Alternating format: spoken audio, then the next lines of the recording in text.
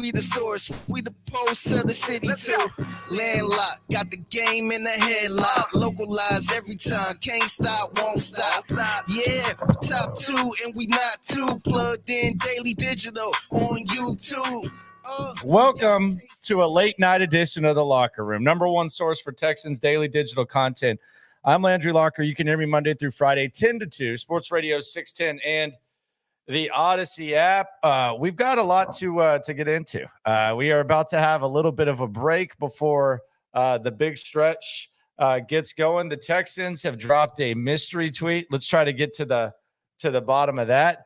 The date 6/12/23. What does this mystery tweet mean? There's been a couple of theories on this tweet. I want you to put your theory in the comments. Subscribe, like, all that type of stuff. But there's been a couple of theories. One theory has been that it's about the uniforms. Another theory has been that it has something to do with JJ Watt. I really don't know. I think I don't know if the payoff for the hype is going to be that good. I would bet on the JJ Watt thing. That he's going to get his jersey retired and sign a one-day contract with the Texans. That would be my guess. But what are your theories on this? That's the main theory that I have. I think it's going to be a JJ Watt one day contract, jersey retired against the Steelers. McClain made his prediction. The friend of the show, John McClain, he thinks it's a JJ Watt thing. I just think it would be, I mean, you know what's going to happen. I just do you really have to tease JJ Watt? That's the thing that I was really wondering. Like, do you really have to tease it? Can't you just say JJ? Can't you just put a picture of JJ Watt and say 6/12/23, and that's what that speaks for itself. Like, the hype itself speaks. People automatically get excited. Do you have to mystery tease JJ Watt? I was talking about this earlier. In radio, we have to tease. So you're going into a segment, you'll tease. Like today, Sean Pendergast compared the Oilers' obsession with, or the Titans' obsession with the Oilers, with Amy Adams, to like masturbation, which is hilarious. But he basically, his whole thing was basically that she's the only one that's getting any pleasure out of this. And he said it nonchalantly. I actually thought it was pretty funny. He will be in the Slime Off tomorrow at 1:20 though. But my tease today was the Oilers uniforms have Sean Pendergast talking about an older woman playing with herself. So that was the tease. You want to mystery that. I can't say Amy. Like if I said Amy Adams Strunk, had Sean Pendergast say that. First of all, you don't know who the hell that is. Who cares? But you make it more of a mystery tease. Does JJ Watt need to be mystery teased? Like, couldn't you actually put a picture of JJ Watt there to where you don't have to do it? Cebu says it could be the uniforms, but it feels early. I mean, yeah, I was at that presentation where they talked about the uniforms, where the organization talked about it. It just didn't seem like, it didn't really seem like something that was even possible for them to be ready at this point. Chuck says Hard Knocks. I don't think the Texans are even one of the teams for Hard Knocks. Spoiler alert, I think the Jets are going to be on Hard Knocks. That would be my guess. Marcus says theme games. Is that cool? Like, is cool? We're gonna have theme games. Is that like if they put that up and then they have theme games in 4 days? Are you gonna say, "Damn, that was a great tease"? Why would you just say themes coming? I mean, this is I don't know. I just don't. I don't really understand it. Tim says he's been gone for a while, but appreciate you, sir. Glad to have you here, Patrick, guessing. He says, I like the idea of JJ one day, but a little over the top for that. Yeah, unnecessary mystery tease. Brown Chubby Bear says it's something to do with the red helmets. Again, unnecessary tease. I mean, if it's something like that, like, what are we doing here? Their social media has been on fire. The uniforms would make sense. Like the uniforms, you're going to put the uniform right there, like a look at the back of the uniform. That would make sense. That would 100% make sense. But a mystery tease about JJ Watt, why? Why wouldn't JJ Watt be on there? JJ Watt, that like the brand of JJ Watt. You're telling me if you're a Texans fan and JJ Watt's there and it says 6, 12, 23, you're not pumped up instead of having to speculate? I don't know. But again, the social media has been on fire. So we will see what was going on. People talking about the Sean Pendergast. Andy says, what if they announced they bought the rights to the Oilers name? They're not changing the name. They're not changing the logo. And Amy Adams is too busy doing whatever the hell she wants to do. God, I can't get that out of my head. We're talking about 66-year-old Sean throwing that out there. She's too busy doing whatever the hell they're doing. JJ Watt bobblehead day. They do need bobbleheads up there, don't they? Do football teams even have bobblehead days? I'm not sure. I'm not quite sure about that. But the mystery tease had the internet going nuts. Shout out to Paul Wall. And your guess is as good as mine. The JJ thing would make the most sense. Again, I just don't know why it wouldn't be a picture. Brown Chubby Bear, could it be as simple as more behind the scenes draft video? Why would they need to tease that? Just put the content up. I don't know. We'll see.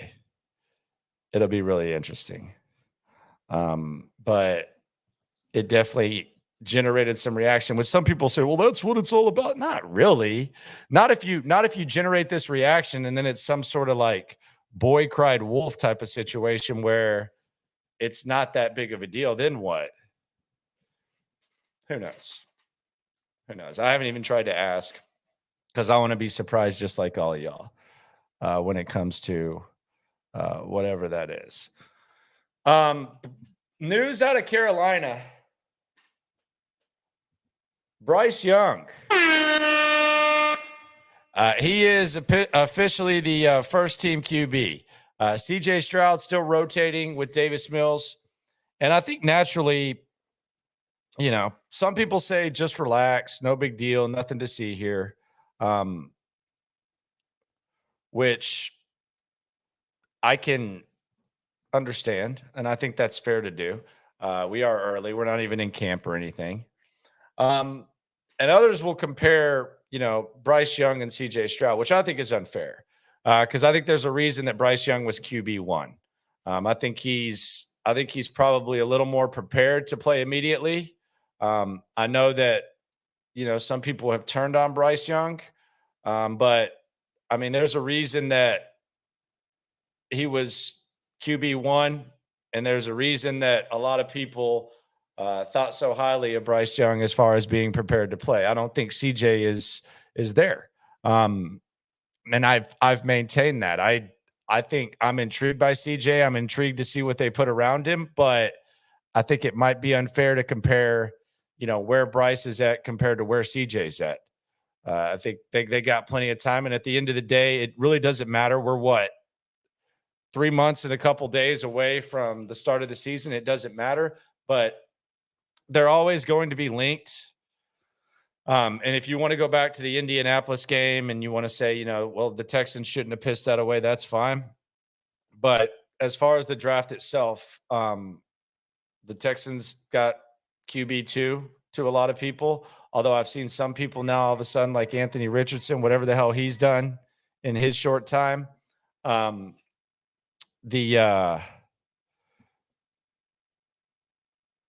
He's gotten some momentum as number 2, but I don't think a ton of it. I don't think a ton of the QB1, QB2 thing. And if you did, I wouldn't be too surprised. There's a reason that Bryce Young was QB1 and CJ Stroud was not. See, Forever Royal says CJ is the QB in this draft class. I hope you're right. Merrill Hodge agrees with you. So we'll see. We'll see how that goes. So much to do about nothing, and really no big surprise. And we got a lot of time to get into it. I want to get into a theory. I saw Mina Kimes was talking about this. I don't know what Cebu's talking about. The Panthers' past QB isn't still on the roster. Not the same here. Not a big deal. I don't get that. What does that mean?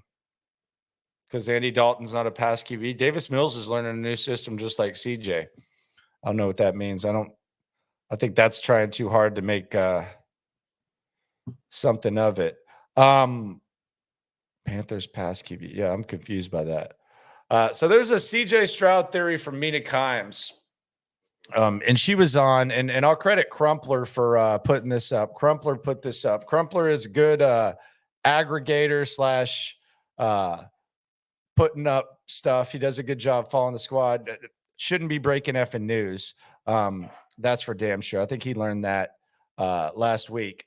But Crumpler put up a link to Mina Kimes' podcast where she was talking about CJ Stroud. And there's a theory going around that I think might actually be a pretty damn good theory. So Justin Fields, like we see Justin Fields right now. And I'm not going to say that Justin Fields is a franchise quarterback at the moment because his passing stats are actually worse than Davis Mills. They're really bad.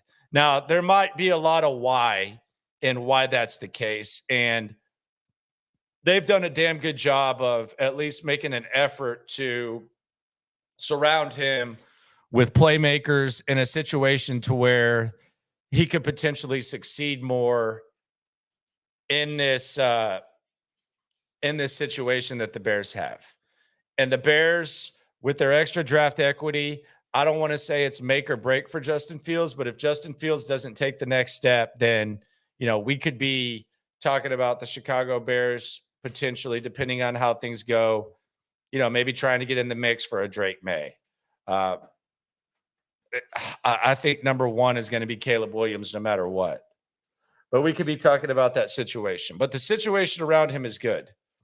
But the one thing about Justin Fields that I don't think you knew, I didn't know, and I watched damn near every game he played at Ohio State, and I knew he was an athlete, and I think most people knew he was an athlete, and he was a true dual threat quarterback, and he had a hell of a career, and he seems like a hell of a young man. But I didn't know he was this much of an athlete freak. I mean, he's putting up, if you're a fantasy football player, and I think this is why there's such a Justin Fields movement. And I think most of the people in here, there's 100-ish people in here. Subscribe, like, by the way. Appreciate y'all for staying up late, man. I really do appreciate that. I've been moving, so that's what I've been doing. But we didn't know that Justin Fields was this much of a freak athlete. And I say that in a good way. I say that in a complimentary way, like Lamar Jackson type of stats. I think he was near the top of the league in 25-plus yard runs, and we didn't know that because at Ohio State, we didn't see that. Like, we would see some games where he would break out and he would have, some good dual threat games. But as far as this, I don't think any of us saw this. And this can actually minimize, how good of a passer you have to be. I think it's disingenuous. I saw Lombardi put up, Justin Fields stats by Davis Mills. I think that's I don't think you could just completely dismiss the athleticism. But the point I'm making as I localize it is we didn't see that at Ohio State. We saw like bits and pieces, but we had no idea it was like this. We didn't know he had it like that. We knew he had it in his bag, but we didn't know that bag was this full when it came to the dual threat stuff. At least I didn't. I think most people can admit they didn't. Maybe there's some element of that in why CJ Stroud didn't use his legs as much. A lot of times it was clearly instincts. A lot of times it was You know, him not tucking and running the ball when he probably should. But I just look at this and I wonder, well, maybe CJ, because CJ has a little bit of athleticism. Maybe CJ is going to look a lot more athletic in the NFL than he did at Ohio State. Not saying he's going to be Justin Fields, but I'm just saying if there's some unrealized athleticism there with CJ, and he has put the Jets on. I mean, I know a lot of you have watched his highlights. He has put the Jets on. Maybe the Ohio State system, as beneficial as it can be, throwing to certain receivers, and they make it pretty easy for the quarterback. Maybe there's unrealized athleticism, just a little something to think about that I think is interesting, to say the very least. 119 says Justin Fields is the Moneyball Scott Hatterberg. Interesting. I'm trying to think about that. James says Fields is an injury away from being RG3. I think most quarterbacks are, aren't they? Most of them are. The RG3 thing was interesting. He was electric that rookie year. I was on the sidelines for that game against the Cowboys, and that was a Kyle Shanahan offense. It was it's pretty mesmerizing. We got the right QB, CJ Stroud, homie. Someone filling that. Day perhaps wants them. Laro says CJ is clearly a better thrower of the football. Yeah, no kidding. He does need to use his athleticism more, but yeah, when it comes to throwing the rock, he's definitely a better thrower of the football than Justin Fields. He's probably the best thrower of the football that there's been out of Ohio State quarterbacks. Blue Boy 9 says, I'm on record saying I wanted Stroud over Bryce a whole year ago. Just looking at Bryce under center Carolina is cringy. LMAO. I have no doubt CJ will be better in the long run. I would love for you to be right. Absolutely would 100% love for you to be right about that. I think a lot of the CJ stuff is just going to be based on instincts. CJ says he kind of models his game after Joe Burrow, which if you watch Joe Burrow play, he's not like a freak athlete, but he always runs at the right time. I mean, it's actually pretty effing impressive. He always runs at the right time. Whether it's a play breaking down, whether it's recognizing very quick that the middle of the field is going to be open, Joe Burrow will run at the right time. And that's kind of who CJ says he models his game after. So you'd like to see that. I think he's a little bit more athletic, Joe Burrow. I heard Mina Kimes and her guest talking about that. They were comparing the athleticism to Dak Prescott, talking about how Dak Prescott probably doesn't run as much as he should. So I could see that type of athleticism. C. Roy, I don't necessarily think CJ wants to run that much. He knows his arm is golden. It seems like he takes pride in picking apart. He takes pride for sure. He's going to have to use those legs, though.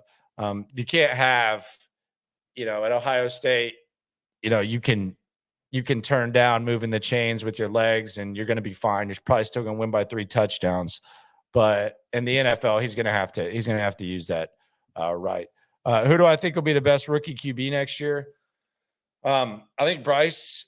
I actually think Richardson's in good position to have a good rookie year because I think the Indianapolis Colts aren't a true top 5 drafting team. I think their roster is not awesome, but they were missing, let's be honest, they were missing one of the 4 best running backs in the NFL, and they're missing, what is Darius Leonard? Is he top 10 linebacker? Is he arguably the best linebacker in the division? I just, sometimes teams have injuries and then they draft higher. I think Richardson's in good shape to have a decent rookie year that might be a little bit misleading. But I think CJ will be good too. It really just depends on Bobby Slowick. We don't know what Bobby Slowick is going to be as a play caller. Like you can look at Indianapolis and say, I've seen Shane Steichen run an offense. Carolina, they've got experience run offense. We don't know what Bobby Slowick's offense is. So I could have blind faith and say that Bobby Slowick, is going to know how to put his guys in the best situation possible, like Shanahan's done with everyone from Brian Hoyer to RG3 to Matt Ryan to Jimmy Garoppolo to Brock Purdy. But I don't know. So until I see and get a grasp of what Bobby Slowick is, I think there's potential. I don't know how CJ Stroud is going to be, but I would still go with Bryce. Andy talking about CJ mic'd up. Yeah, more CJ mic'd up, please. That would be really, really good. OG Texan says CJ will be rookie of the year. Wouldn't mind it. I do think he kind of I mean, they have the same body type and the same type of athletic build as Joe Burrow. I don't think he has the instincts that Burrow has. He has the talent. You can develop those instincts. Maybe he hasn't shown those instincts. Maybe it goes back to the previously mentioned Ohio State thing. But you can definitely see the sense. Forever Royal says, don't put CJ and Prescott in the same sentence. Is that who's insulted there? Are you insulted? Is that an insult to CJ or is that an insult to Dak? Serious question. Because I don't think Dak is like elite. But I think he's good enough. Like if CJ Stroud ends up being as good as Dak, it's not like that's like a bad pick or anything like that, like in the same tier. So I don't know. Who is that? Help me out, Forever Roy. Who's that an insult to? Is that an insult to CJ or is that an insult to Dak? Because Mina Kimes brought it up. I think if he ends up in that category, I think it would be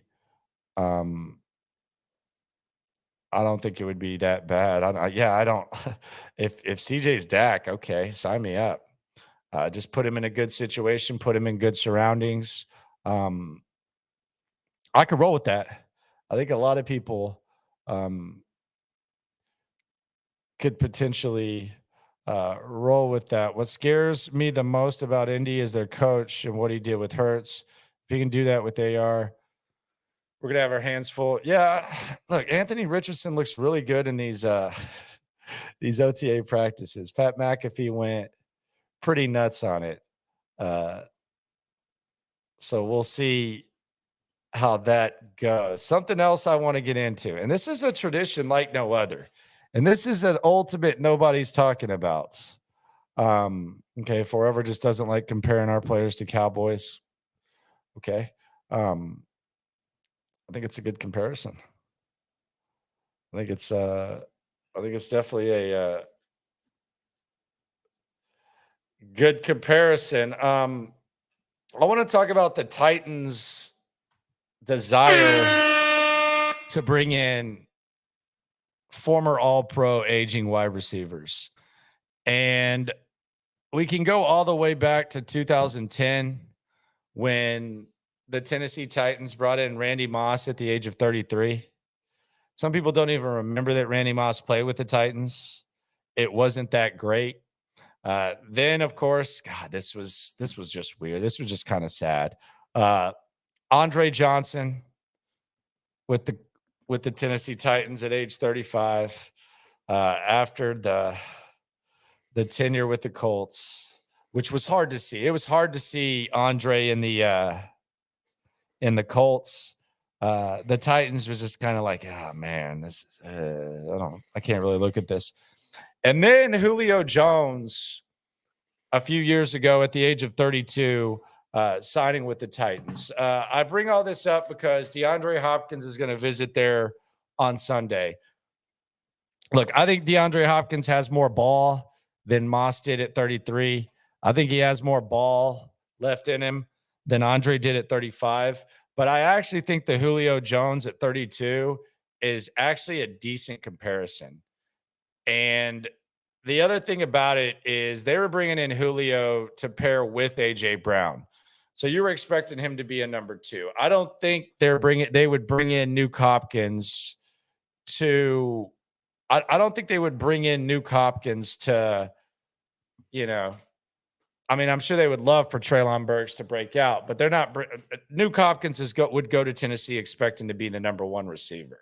Let's be honest. He's got the history with Tim Kelly. Tim Kelly was here when Nuke was here. Wasn't calling plays, but he was with O'Brien. It's the same system, same terminology and stuff. He's been banged up the last couple of years. Last year, he had the suspension. They forced him over 90 targets in his short time. And before that, he missed more games than he's ever missed in his career.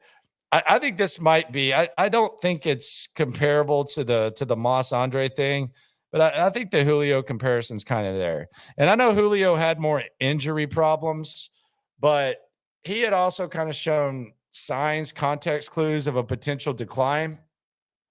And I think Nuke has too. And I know some people think Nuke is still elite. I don't know what you're basing that on. You're surely not basing it on that mop up ass duty that he had last year.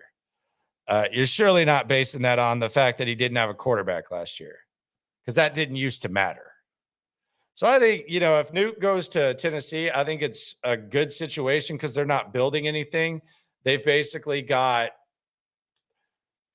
$100 worth of chips, and they're going all in the poker table or the blackjack table. Like the Kansas City Chiefs have like $1,000 worth of chips because that's where their ceiling is. The Tennessee Titans, like in a perfect world, like the ultimate scenario for the Titans, they got $100 worth of chips and they have no money in savings. They're not building anything. That's what the Tennessee Titans are right now. The perfect result for the Titans this year looks like this.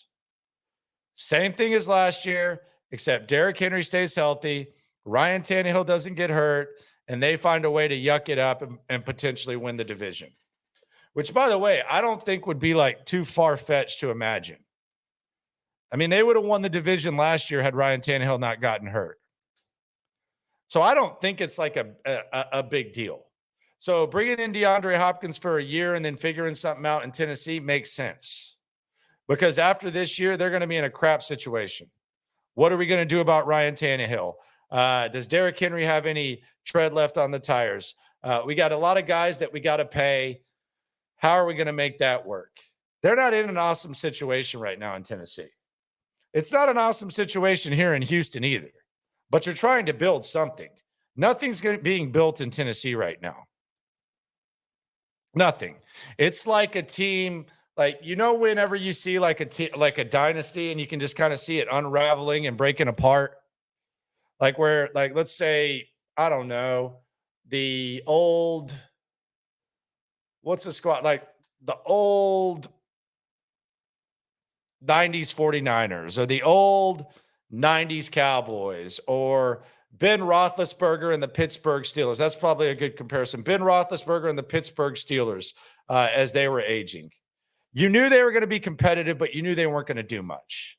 And you knew it was only a matter of time before they stayed on that mediocre treadmill and their ceiling was never going to be high.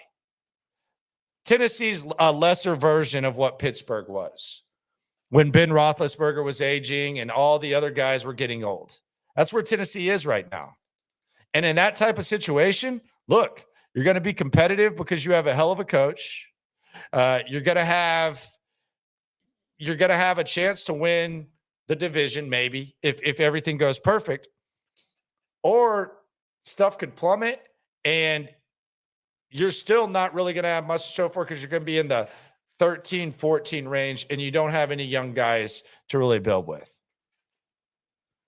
Unless you think that, Will Levis is going to end up being the guy. That's where Tennessee is. They have they could easily be weirder things have happened than Tennessee winning the division this year, but then what? Like reality hits after this year. And that's what the Texans are trying to see what these young receivers got. They're trying to develop a quarterback. They're trying to build something. Are they building something good? I don't effing know. I'm excited about it. I think they got a hell of a coach.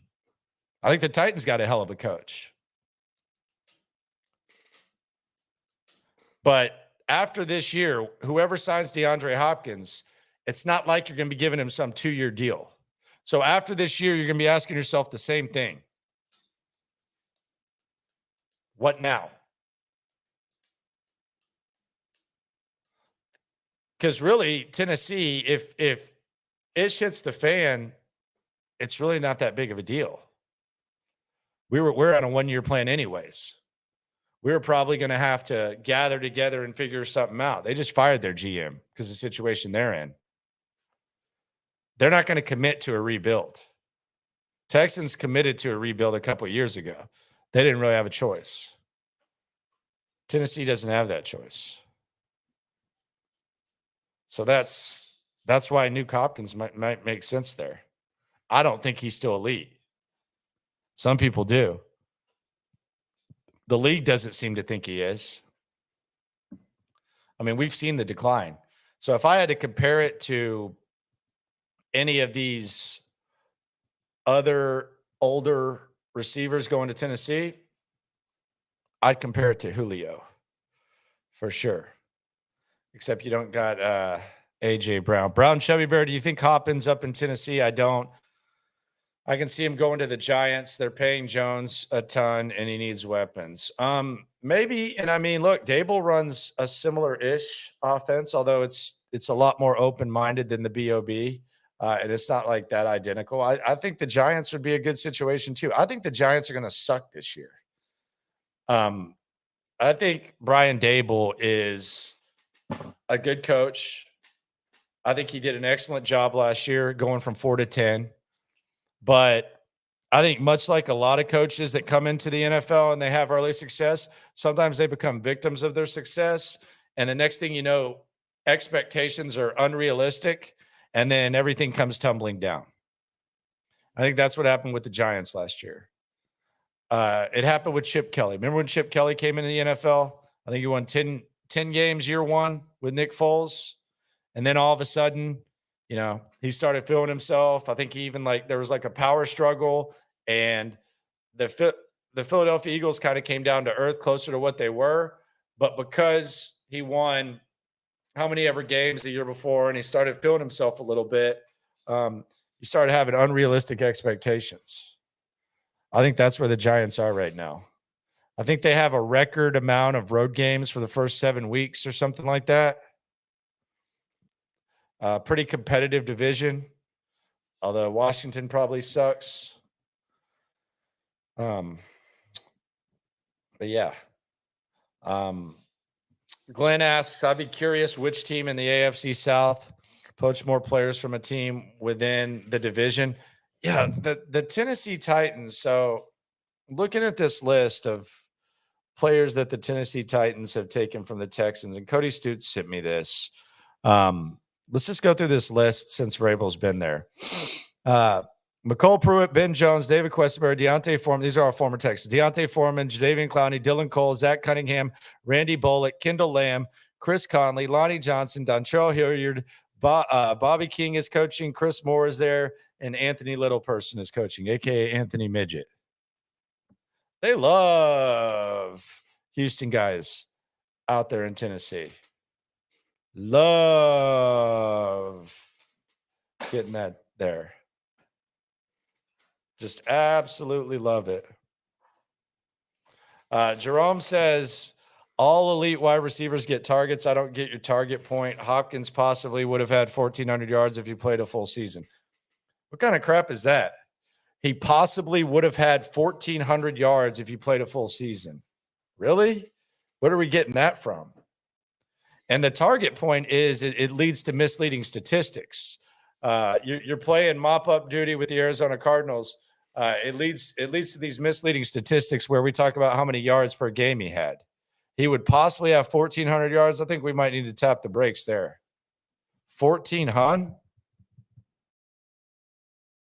I mean, that's a hell of a lot of yards. I know DeAndre Hopkins gets love, but damn. 1,400, huh? He's had 1,400 3 times in his career. 1, 2, 3 times in his career. 1521 in 2015, 1572 in 2018, 1407 in 2020. And he had 1378 in 2017. 14 huh? 9 games, 717 yards. So he's going to get 700 more in 8. He had 96 targets in 9 games. They were getting him that rock. 14 huh? I mean, if that's the case, then everybody should be trying to get Nuke Hopkins. Everybody. If we're talking 14 everybody should be trying to get it. The other thing I do wonder about Nuke, and Eastside Herald says he'd rather have D-Hop back in Houston than Harden, but sports in Houston would be so much better with them both. I'd rather have Harden in Houston. I think Harden would be. I still think he's a top 25 player, despite how polarizing he is. And I think, well, the style, you can say you're taking the ball out of your other guy's hands. I don't necessarily think that's a bad thing, and I think Harden's willing to pass. So I think that I think Nuke could kind of stunt the growth a little bit. But I don't get the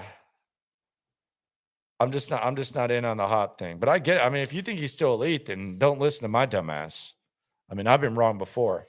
Let's just all hope they don't hit these QBs the way they were talking. That's true.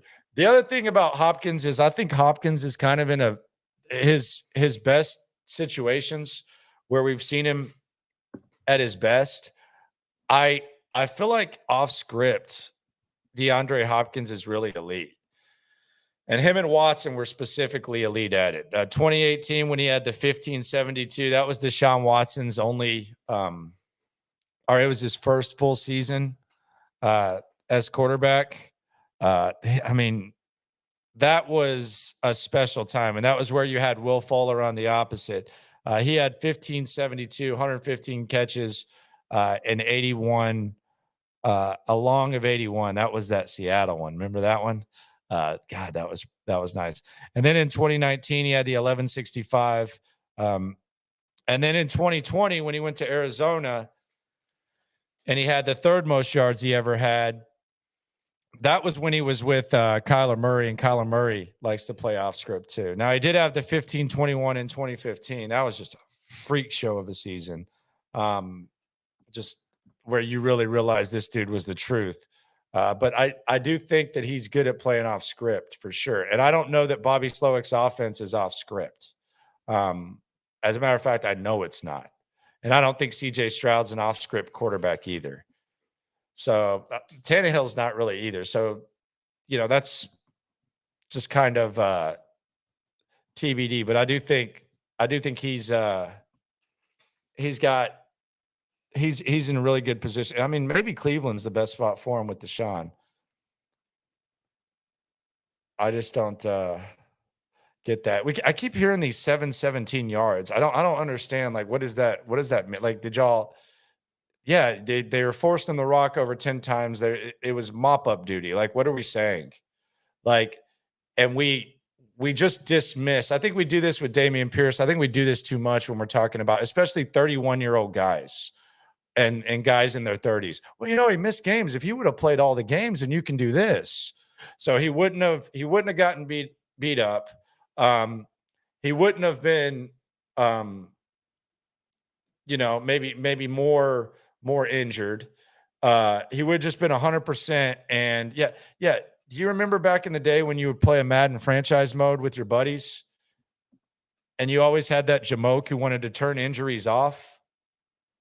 You can't do that in real life. I used to play with someone back in the Mike Vick days. He would want to turn fatigue off. Hell, his fat ass one time made Michael Vick right-handed. How stupid is that? But you can't turn injuries off, especially at the age of 31. Can't do that.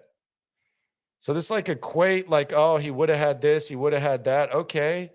I mean, do you think he's going to have 1,400 yards next year? Like 717 in 9 games? Good for him. That's awesome. 717 in 9 games. So what does that mean? Is that like that's supposed to be awesome for DeAndre Hopkins? 79 yards a game. That's good. That's awesome. That's great. 7, 17, and 9. Cool. What what are we saying that he's gonna have 1,400 yards this year? Is that elite? You still think Hopkins is elite again? Then don't listen to anything I say. 180 targets for Jefferson. Jefferson's elite. Hopkins is not. I'm like, let's not put those two in the same sentence at this point. I would love for the Texans to get elite DeAndre Hopkins. Guy's gone. He's gone. That's why he's visiting Tennessee on Sunday. If he were elite, the Giants would have already money whipped him. Jets probably would have money whipped him. Chiefs would probably be trying to clear some money to get an elite receiver. They don't have one. The market's speaking to him. I'm not the only one who doesn't think he's elite at this point. I don't know how he fits in Bobby Slowick's offense. Have no idea. And look, Space, you could be right, my friend. I'm sleeping on Hop. For sure, I could be. We could run this back and we could say, what was that dumbass talking about? Very possible. Very possible. I don't think he's still elite. Magnificent Merker, Robert Woods or D-Hop. I mean, obviously I think D-Hop is a better player than Robert Woods. I do think in this system, though, depending on what Bobby Slowick likes to do and depending on how Bobby Slowick maximizes things and spreads it out, that there's a chance that maybe in this system it could be Woods. Possible. I mean, do you think system matters? I think it does. Now, the counter would be that, and I know my man just mentioned Jefferson. Jefferson does a lot of his work in the slot, although they move him around. Nuke does a lot of his work in the slot too. So if you want to like compare the systems, I don't know though. Like the other thing about the Slowick thing, and this is really kind of the uncertainty that we don't know, you don't know, I don't know. We can have blind faith. Like all the coaches who run this system kind of run it a little bit different. Like somewhat, like it's not like where, you know, you get some of these jackasses that run the Patriot way and they try to run it the exact same way. Would they leave? Like I think that's the difference between like the McVay Shanahan type of tree is, you know, they progress when it's done well and they adjust to their guys. So yeah, I don't think that. Lauro asks, is Odell elite at this point? No. I mean, more times than not, Odell hasn't been elite. Odell's torn his ACL the last 2 times. And that's where I actually feel sorry for DeAndre Hopkins, because I think if DeAndre Hopkins had gotten cut a few months ago, there's a chance that Baltimore gives him that Odell Beckham Jr. deal. So yeah, no, I don't think Odell Beckham Jr. is elite at this point at all. So yes, that's a good question. I'm sure that DeAndre looks at that and says, "Damn, I could have had that contract." It's a good question by Blue Boy 9. Who would be more impactful if they came back, Clowney or Hop? God. Clowney doesn't want to be at camp. Hop doesn't want to practice. Don't know how Hop's going to work in this system. Don't know how Hop would handle it if things went bad and we sucked.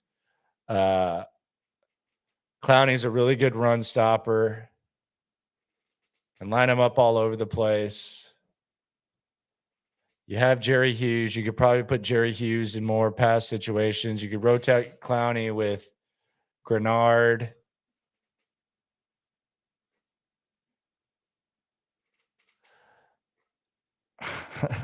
I guess Clowney.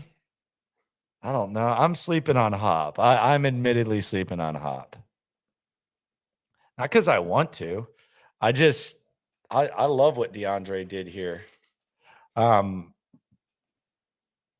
This is another thing. Is Hop going to start blocking now? I thought Hop would always block as good as he could. I don't think he's like known for his blocking, but I've never seen Hop like not try to block. But yeah, Clowney is definitely a lover, man. That is the word on the streets. The best former Texan signing was D'Amico, not on the Hop train. We had him at his best, and he was a beast. Yeah, D'Amico's the best. I mean, D'Amico is the straw that stirs the drink. He's the key to success. He is the reason for optimism. He is the reason for hope. He is the face of the franchise. And if D'Amico wants to bring in Hop, bring in Hop. If D'Amico wants to bring in Clowney, bring in Clowney. I don't see it working. Rick asks or says, been thinking about our new receiver room. Looks like we may have at least 4 or 5 rookies and 2 to 3 veterans that we keep 7 on the roster. If you're talking practice squad, D'Amico mentioned Matthews the other day, which was weird. I think he's just trying to respect, the top to bottom of the roster. I don't know, 6 or 7. It seems like a lot. They could bring in someone that can compete. I mean, they're going to be working the wide receiver market for sure. Brown Chubby Bear, I think we keep 6 wide receivers on the roster. It can't be 7. Yeah, 7 is pretty damn high. Primetime asks, do you think the Panthers rushed at naming Bryce QB1? No, I think he's QB1. No doubt. What if JJ coming in as a defensive? Why would he want to do that? I've heard JJ coach. I'm sure he's going to come into camp a couple times and see some people. And I'm sure if Will Anderson or, someone like that, can lean on JJ or talk to JJ. I'm sure there's that. But the guy owns an effing soccer team. He's probably going to start a podcast. He's rich as hell. Coaching is hard, man. Andre found that out. You remember Andre? I mean, and I'm sure that he didn't like, and I know he didn't like being in the same building as Jack Easterby. And I remember when Jack Easterby used to through the back channels kind of talk about Andre's work ethic as a coach and all that type of stuff. Just to kind of put him in, I don't know, put him in some sort of thought to people, I guess I could say. But it's hard. And Andre himself said, that schedule sucks. Being an advisor, being a face, being potentially a front office guy, it's a lot easier than coaching. Coaching's hard as hell. And it's, he's not going to make as much money as he is owning soccer teams and all that crap. He's going to be a hell of a lot more stressed out. I just don't like JJ coming in as coaching. I don't see that.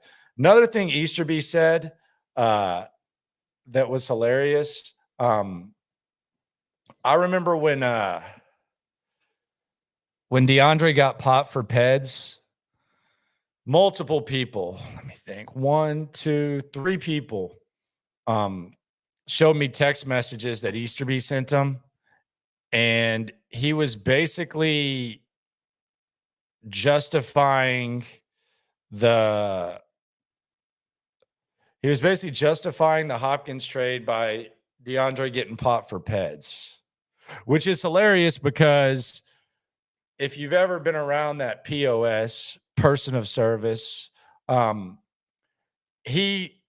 the trade first happened, I remember we were at Armadillo Palace and he was trying to sell the trade.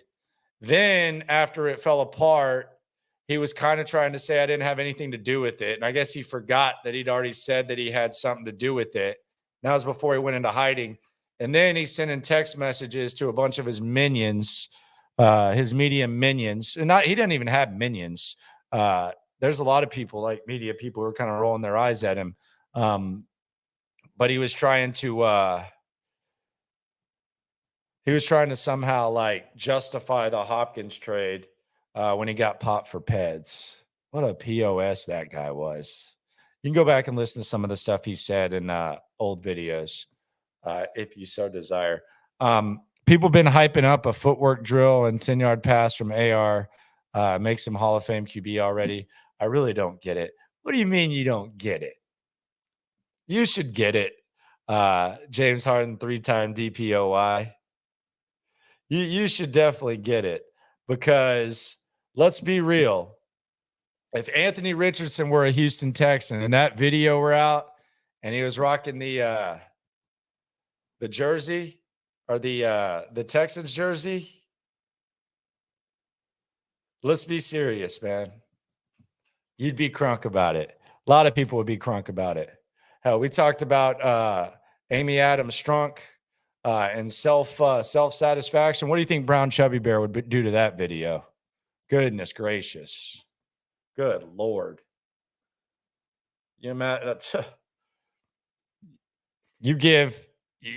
Hell, people were excited about the CJ Stroud to Nico Collins pass. We get excited about OTA stuff.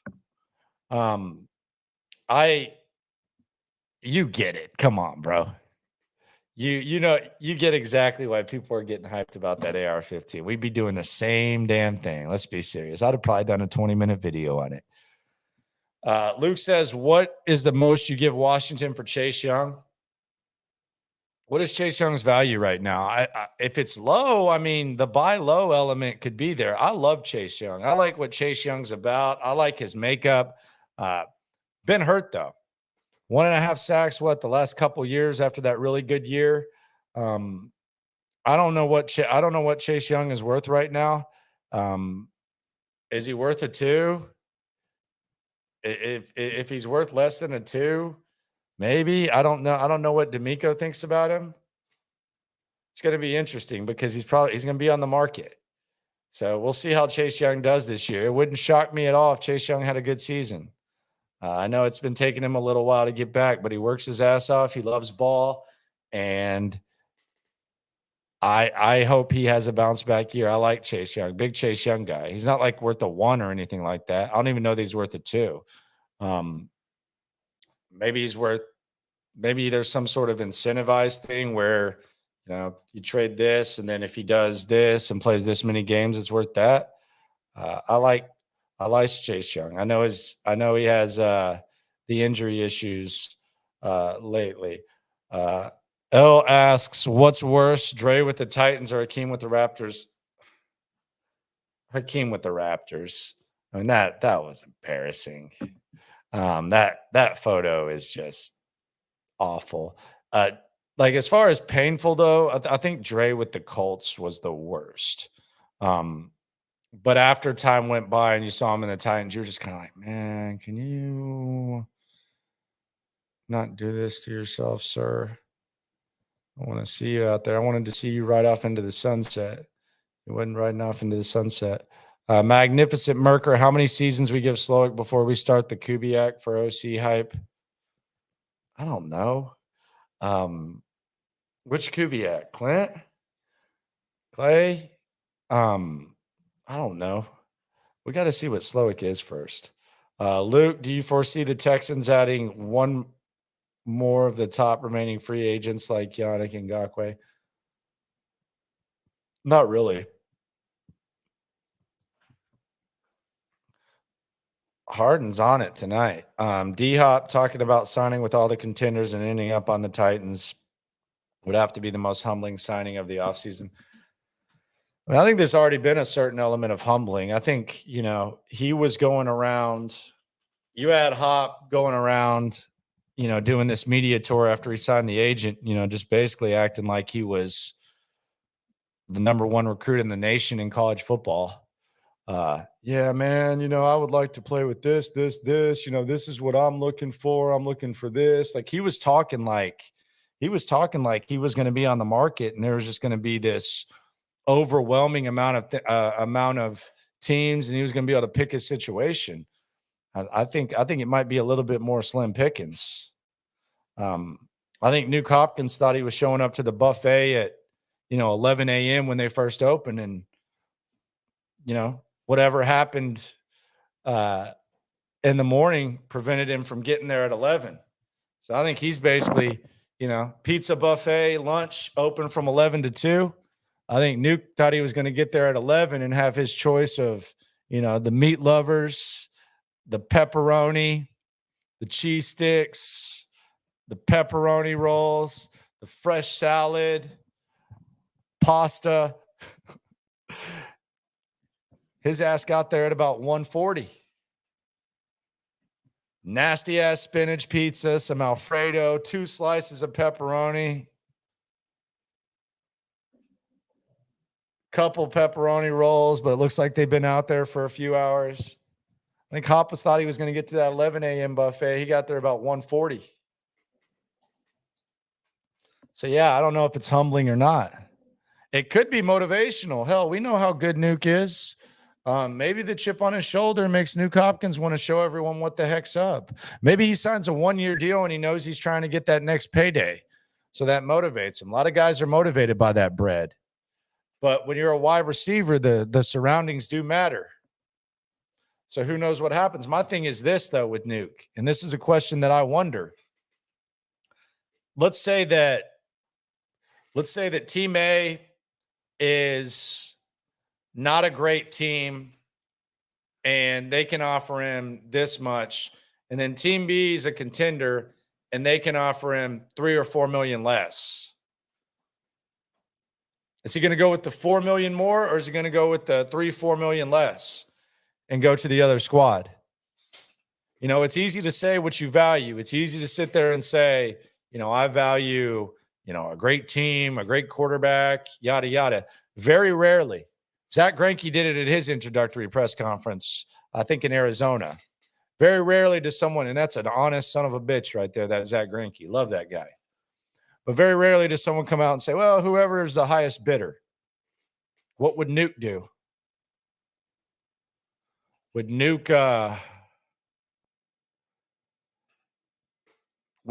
go for the $4 million extra, or would he go with a contender? Who knows? But he's definitely eating at that 140 buffet. Damn sure. This ain't no 11 a.m. Maybe he gets a miracle. Maybe he's sitting there depressed, and then all of a sudden the person at the buffet comes out. Pepperoni, fresh pepperoni, fresh meat lovers. Maybe that happens. He's definitely at that 140 buffet. I'm more worried about the interior and DN. Think there are more moves to make or grab another D tackle, or are we done? I don't hate the D tackle situation as much as you do. I do think they add an interior D lineman. We're going to see them add guys throughout camp, guys that we might not even see coming that just come out of nowhere. But I don't hate the interior D line as much as you do. I don't love it, but it's definitely a hell of a lot more deep than it was last year. Someone says Jonathan Grenard and a third for Chase Young. Are they playing Madden?